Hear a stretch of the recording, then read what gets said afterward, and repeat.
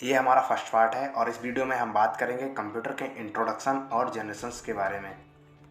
आप कोई भी कंप्यूटर कोर्स करें उसमें आपको शुरू में ये जानना ही होता है कि कंप्यूटर क्या है, कंप्यूटर की फुल फॉर्म क्या है, कंप्यूटर का इन्वेंशन आविष्कार किसने किया और कंप्यूटर की कितनी जनरेशंस हैं और किस जनरेशन में क्या हुआ था। आज के इस वीडियो में हम इंट्रोडक्शन और जनरेशंस के बारे में बात करेंगे। तो चलिए शुरू करते हैं।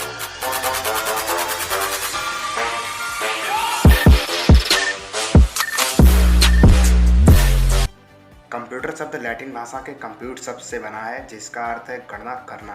कंप्यूटर को हिंदी में संगणक कहा जाता है।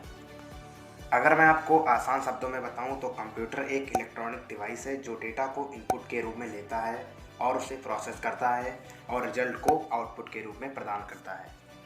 अब बात आती है कंप्यूटर की फुल फॉर्म क्या है। कंप्यूटर में टोटल 8 लेटर्स हैं, COMPUTER।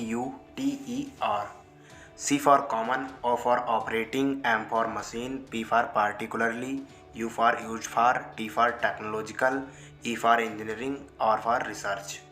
तो इसकी फुल फॉर्म है common operating machine particularly used for technological engineering research. अब हम बात करते हैं कि कंप्यूटर का इन्वेंशन या आविष्कार किसने किया था। कंप्यूटर का आविष्कार चार्ल्स बेबेज ने किया था। उन्होंने 1822 में पहला मैकेनिकल कंप्यूटर बनाया था, जिसके आधार पर आज के सभी कंप्यूटर काम कर रहे हैं। चार्ल्स बेबेज को आधुनिक कंप्यूटर का फादर कहा जाता है। हालांकि शुरू में उन्हें गणित यानी मैथमेटिक्स बहुत पसंद था, इसीलिए उन्होंने मैथ की एक बड़ी कैलकुलेशन को हल करने के लिए कंप्यूटर मशीन बनाई थी। चार्ल्स बेबेज ने 1837 में ऑटोमेटिक कंप्यूटर मशीन बनाई थी, लेकिन पैसे ना होने की वजह से वो इसको पूरा नहीं कर सके थे। अब हम बात करते हैं कंप्यूटर की जनरेशंस के बारे में। टाइम के हिसाब से अब तक कंप्यूटर की 5 जनरेशंस यानी पीढ़ियाँ आ चुकी हैं। तो हम पहले बात करते हैं फर्स्ट जनरेशन यानी पहली पीढ़ी के बारे में। कंप्यूटर की पहली पीढ़ी का पीरियड 1946 से 1959 तक था। इन शुरुआती कंप्यूटरों में वैक्यूम ट्यूब का इस्तेमाल किया जाता था, जिसका रिजल्ट ये था कि वो बहुत भारी थे और उसकी साइज एक कमरे की जितनी होती थी।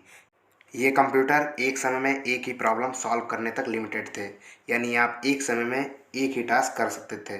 फर्स्ट जनरेशन की खास बात यह है उसमें वैक्यूम ट्यूब का इस्तेमाल किया जाता था।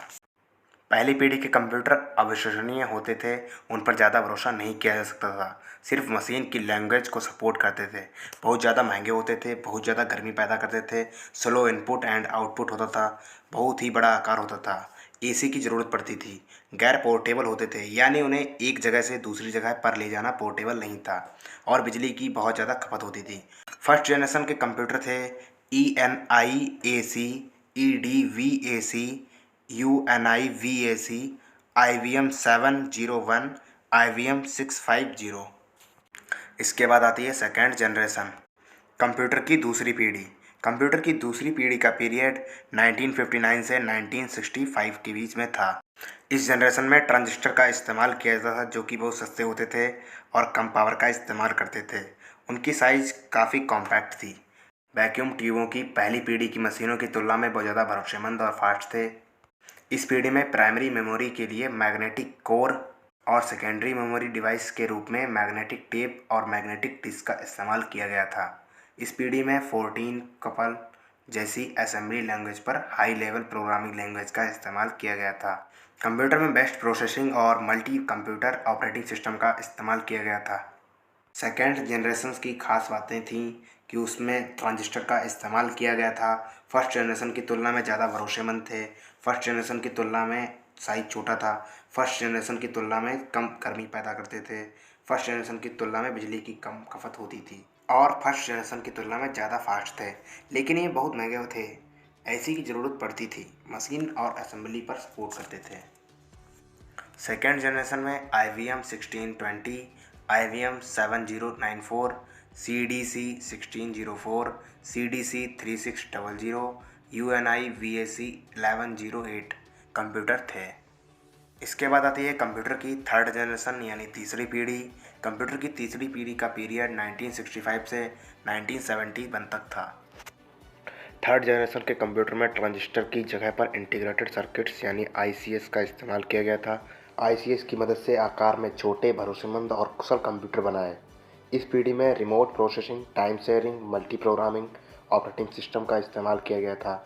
इस जनरेशन के दौरान हाई लेवल प्रोग्रामिंग लैंग्वेज जैसे फोर्ट्रैन, सेकेंड से फोर्थ तक, कोपल, पास्कल, बेसिक का इस्तेमाल किया गया था। ये पहले कंप्यूटर थे जहां यूजर्स कीबोर्ड्स और मॉनिटर्स का इस्तेमाल करते थे। इसने इन मशीनों को सेंट्रल प्रोग्राम का इस्तेमाल करते हुए एक साथ कई एप्लीकेशन को रन करने के लिए कैपेबल बनाया था। थर्ड जनरेशन के कंप्यूटर्स की खास बातें थीं, इसमें आईसी का इस्तेमाल किया गया था। पिछली दो जनरेशन के मुकाबले में ज़्यादा भरोसेमंद थे, आकार में छोटे थे, कम से कम गर्मी पैदा करते थे, इनका मेंटेनेंस काफ़ी कम आता था और फास्ट थे। लेकिन ये महंगे थे, एसी की ज़रूरत पड़ती थी और इसमें इलेक्ट्रिसिटी की कम खपत होती थी। ये हाई लेवल लैंग्वेज को सपोर्ट करते थे। इसके बाद आई कंप्यूटर की चौथी पीढ़ी यानी फोर्थ जनरेशन। कंप्यूटर की फोर्थ जनरेशन का पीरियड 1971 से 1980 तक था। फोर्थ जनरेशन के कंप्यूटर में वेरी लार्ज स्केल इंटीग्रेटेड यानी VLSI सर्किट का इस्तेमाल किया गया था। VLSI सर्किट्स में लगभग 5000 ट्रांजिस्टर और दूसरे चिप के एलिमेंट एक ही चिप पर लगाए गए। इसी कारण चौथी पीढ़ी में माइक्रो कंप्यूटर लाना पॉसिबल हो सका। फोर्थ जनरेशन के कंप्यूटर ज़्यादा पावरफुल, कॉम्पैक्ट, भरोसेमंद और सस्ते थे। नतीजा ये हुआ कि इसने पर्सनल कंप्यूटर यानी PC क्रांति को जन्म दिया। इस जनरेशन में time sharing, real time network, distributed operating system का इस्तेमाल किया गया था। इस जनरेशन में सभी high level languages C++, Deimos आदि का इस्तेमाल किया गया था। 1981 में IBM ने पहली बार एक ऐसा कंप्यूटर बनाया जो स्पेशल रूप से घरेलू इस्तेमाल के लिए डिजाइन किया गया था। बाद में 1984 में एप्पल द्वारा मैक्सॉट बनाया गया। माइक्रो प्रोसेसर का कम साइज और हाई प्रोसेसिंग पावर में बहुत आगे बढ़ गए थे। इन छोटे कंप्यूटरों की बढ़ती हुई पावर का मतलब है कि उन्हें लिंक किया जा सकता था, नेटवर्क बना सकते थे। आखिरकार इंटरनेट का जन्म और विकास तेज़ी से हुआ। इस पीरियड के दौरान दूसरे मेन एडवांस जैसे ग्राफिकल यूजर इंटरफेस यानी GUI, माउस और लैपटॉप कैपेसिटी के साथ हाथ में पकड़े जाने वाले डिवाइसेस में बहुत ज़्यादा बढ़ोतरी आई। फोर्थ जनरेशन की खास बातें ये हैं कि इनमें VLSI टेक्नोलॉजी का इस्तेमाल किया गया था। ये काफ़ी सस्ते होते थे, पोर्टेबल और भरोसेमंद होते थे। इसमें PC का इस्तेमाल किया गया। साइज इनमें काफ़ी छोटा होता था। इंटरनेट की शुरुआत हुई, नेटवर्क के क्षेत्र में डेवलपमेंट हुआ और कंप्यूटर आसानी से अवेलेबल हो गया। फोर्थ जनरेशन के कंप्यूटर थे स्टार 1000, क्रे XMP super computer, DEC10, PDP-11, क्रे 1। इसके बाद आई कंप्यूटर की फिफ्थ जनरेशन यानी कंप्यूटर की पाँचवीं पीढ़ी। कंप्यूटर की फिफ्थ जनरेशन का पीरियड 1980 से आज तक चल रहा है। फिफ्थ जनरेशन में VLSI टेक्नोलॉजी ULSI यानी ultra large scale integrated technology में बदल गई। ये फिफ्थ जनरेशन प्रोसेसिंग हार्डवेयर और AI यानी आर्टिफिशियल इंटेलिजेंस पर आधारित है। AI कंप्यूटर विज्ञान की एक बढ़ती हुई शाखा है जो ऐसे कंप्यूटर बनाने की खोज कर रहे हैं जो इंसान की तरह सोचते हैं। C++, जावा, .NET जैसी सभी हाई लेवल लैंग्वेज का इस्तेमाल किया गया था। वैज्ञानिक लगातार कंप्यूटर की पावर को बढ़ाने के लिए काम कर रहे हैं। ये एडवांस प्रोग्रामिंग और टेक्नोलॉजी की हेल्प से रियल ब्रेन के साथ एक कंप्यूटर बनाने की कोशिश कर रहे हैं। AI में शामिल है रोबोटिक नेटवर्क का जाल, गेम्स, एक्सपर्ट सिस्टम में डेवलपमेंट करना जो रियल लाइफ सिचुएशन में फैसला ले सके। फिफ्थ जनरेशन की खास बातें ये हैं कि USLI टेक्नोलॉजी का इस्तेमाल किया गया था।